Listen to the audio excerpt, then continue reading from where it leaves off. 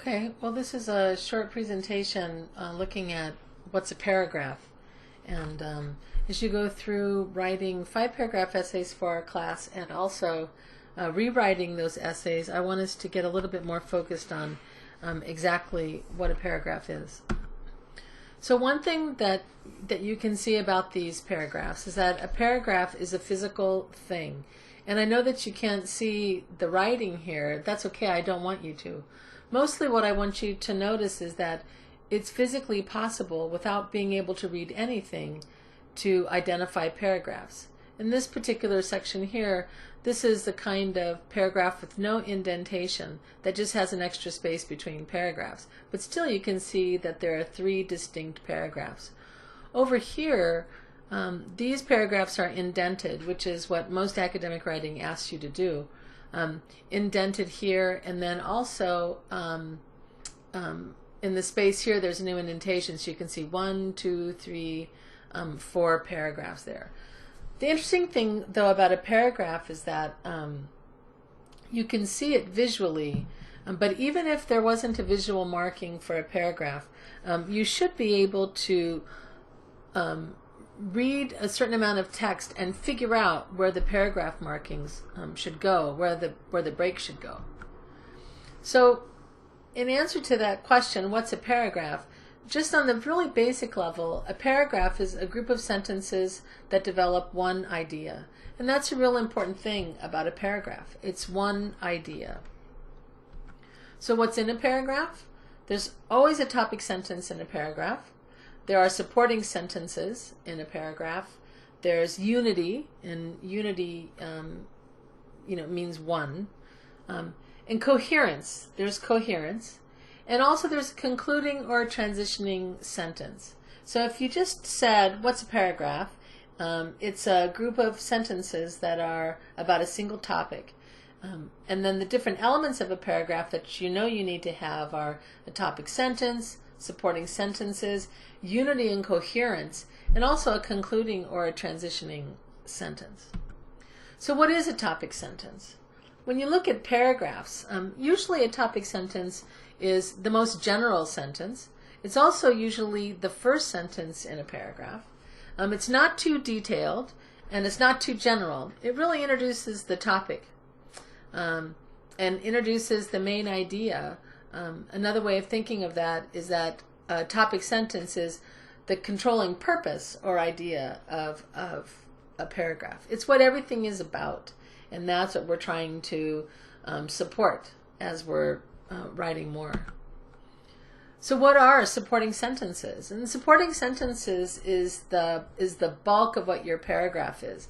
It's the largest number of sentences.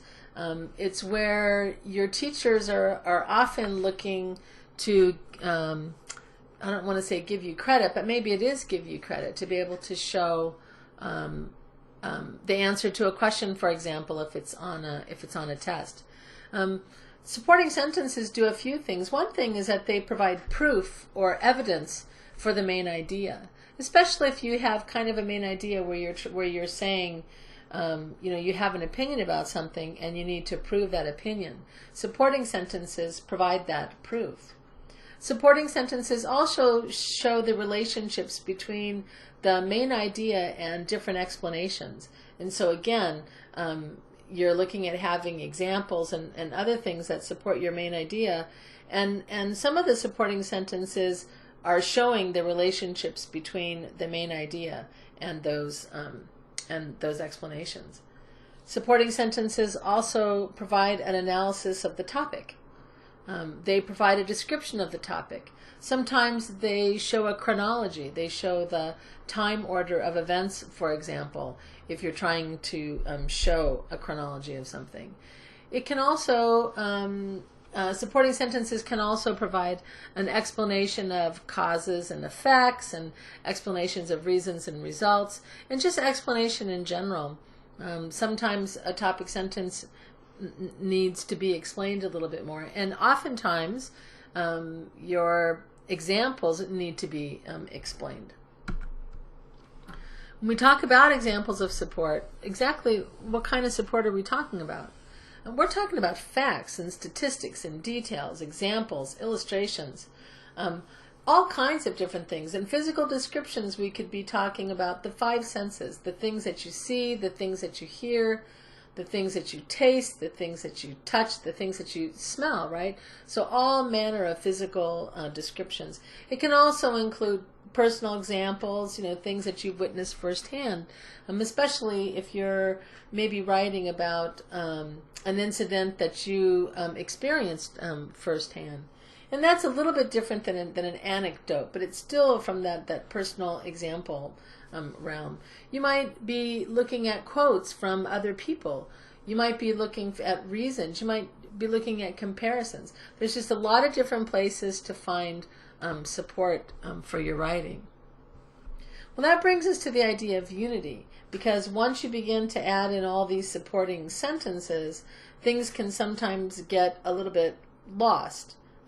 Maybe there's a whole bunch of writing and suddenly you have a longer paragraph and it's all over the place. And we want to come back to that idea of unity and trying to remember that in a paragraph there's a single focus. It's on one topic. And when you begin to find sentences that are not directly related, those sentences need to go. So as you're thinking of the topic sentence and you're thinking of the supporting sentences that are going to be part of it, you want to be keeping in that idea of unity and making sure that you have a single focus in your paragraph. And then that brings us to the idea of coherence. And when we talk about coherence, we mean that things stick together, right? So in some ways it's kind of like tape, things like that, where you try to keep things together. And what this means in terms of writing is that all of these sentences, we said in the very beginning in the answer to what is a paragraph, it's a group of sentences, right? And what we want to say with that group of sentences is that they come together to be about or to support a single topic, a single main idea. And what that also means is that every sentence in your paragraph has to support the topic sentence. It has to support the controlling idea. Every sentence. And so when you're looking through your paragraphs and you find sentences that don't quite fit, that's what you want to be looking at in terms of editing. You find them, they don't work. It means that either you get rid of them or you figure out how you can make their relationship to the main idea more clear. So what's a concluding sentence? A concluding sentence, restates the controlling idea. We've talked about this always.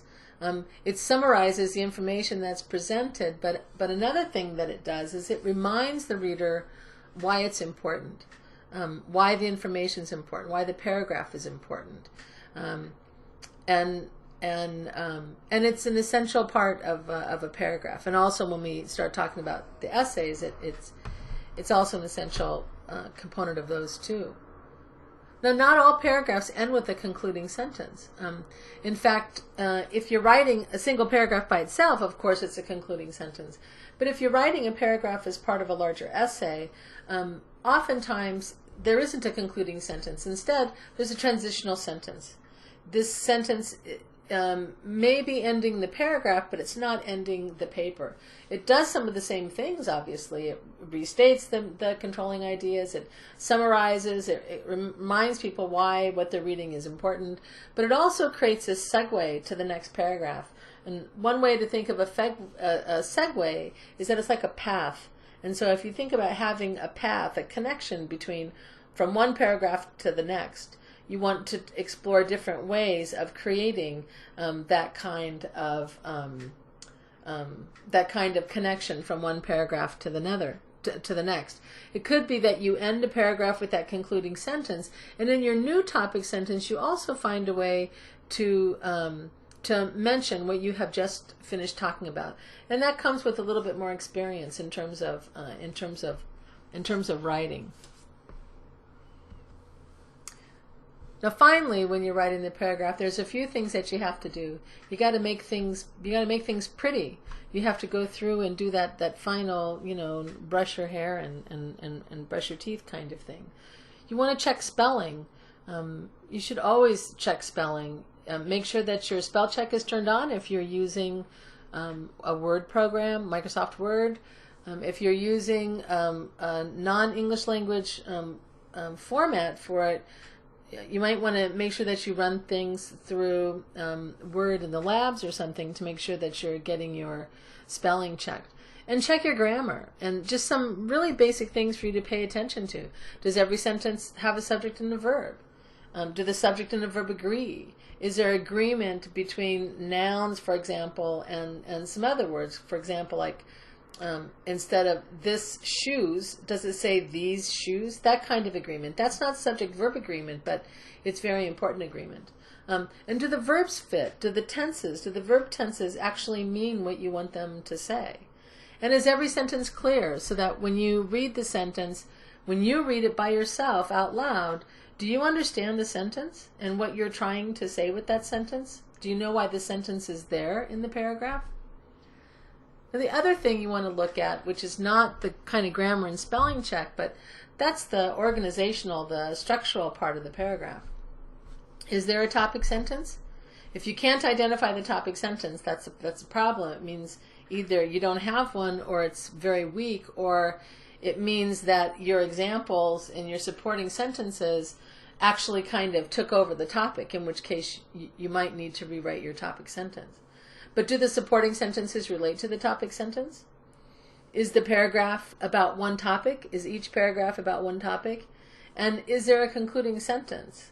And finally, is the paragraph interesting? Do people want to read it? And can you think of a way to maybe make it more interesting if you think it's a little bit on the boring side? It's not that you're trying to necessarily, entertain your teacher, or but you want to make sure that you can maintain the reader's interest. So this video was just made to be kind of a quick reminder of the different elements that are part of a paragraph, and to have you begin to think about your paragraphs in this way so that you can go back, begin rewriting different paragraphs, keeping these things in mind, especially if you can keep track of the ideas of unity and coherence. That will go a long way towards helping you to improve your writing. And also, if you can look at the kind of support that you're using and know that every time you make a claim, you really do need to explain it. And every time you have some kind of evidence, you want to be able to explain the evidence and to show why your examples are supportive. So give that a try, see what happens with your rewrites.